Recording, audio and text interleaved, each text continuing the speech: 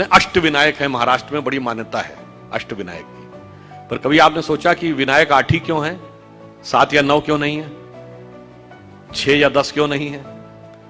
हमारे यहां कोई भी चीज बगैर कारण के नहीं है, बगैर तर्क के नहीं है। अच्छा, कभी आपने सोचा कि भगवान गणेश का शरीर मनुष्य का है और सर हाथी का क्यों है? और उनका सर काटा क्यों गया? सर हाथी का क्यों है, सवारी चूहे की क्यों है? दोनों में बहुत विरोधाभास नजर आता है ना। और उसके बाद यदि हाथी का सर है तो उनको एक दंत क्यों कहा गया? हाथी के तो 2 दांत होते हैं, तो फिर एक ही दांत क्यों है? और अगर एक ही दांत रहना था तो एक ही दांत होना चाहिए था उनकी मूर्ति में, वो दूसरा दांत टूटा हुआ क्यों है? और बल्कि जो आप वास्तविक मूर्ति देखते हैं उसमें टूटा हुआ दांत एक हाथ में पकड़ रखा उन्होंने। कभी आपने विचार किया कि ये क्यों है? इसमें से कुछ भी कहानी नहीं है, कुछ भी कल्पना नहीं है। और गणेश जी किसके देवता हैं? रिद्धि और सिद्धि के देवता हैं, यानी संपूर्ण सिद्धियां गणपति की आराधना से मिलती हैं। और गणेश जी पुत्र किसके हैं? शिव पार्वती के। और शिव ने ही सारे आगम ग्रंथ दिए हैं, यानी जिसको आप कहते हैं ना, आपकी चेतना के जागरण के सारे स्वरूप भगवान शिव ने दिए हैं। अब समझिए गणपति के सारे जो स्वरूप हैं इनका अर्थ और तात्पर्य क्या है।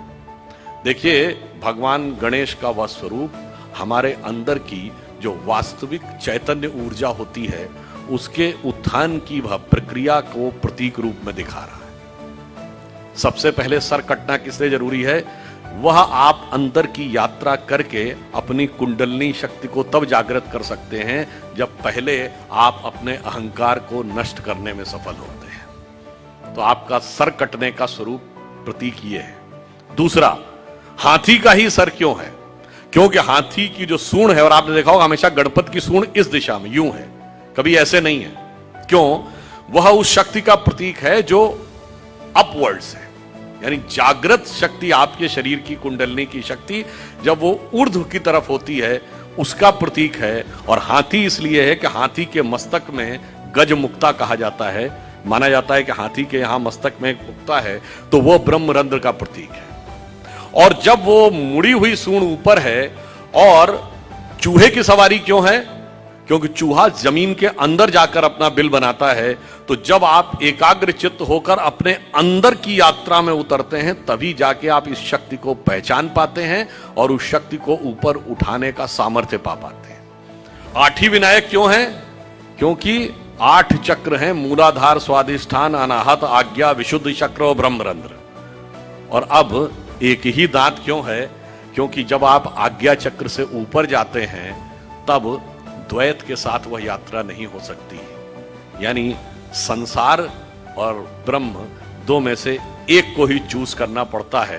तो वह दांत टूटा हुआ क्यों है?